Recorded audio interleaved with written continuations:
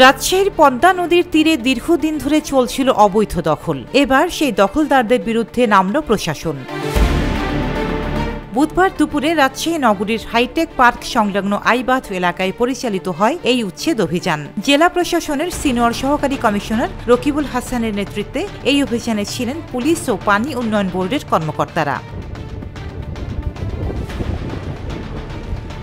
এই অভিযানে উচ্ছেদ করা হয় ৮টি অবৈধ দোকান। এলাকাবাসীর অভিযোগ, এইসব দখলদারদের কারণে নদীর পাড়ে চলাচল এবং সৌন্দর্য উভয়ই বাধাগ্রস্ত হচ্ছিল।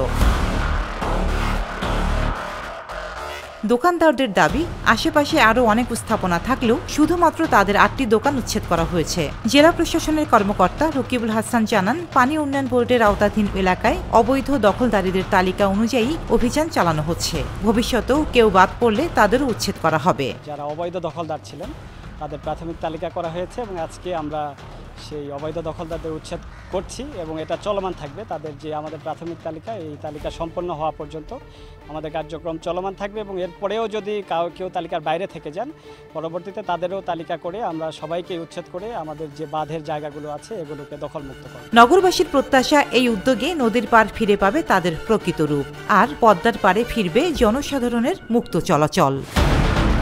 রোজিনা রোজি, দেশকাল নিউজ।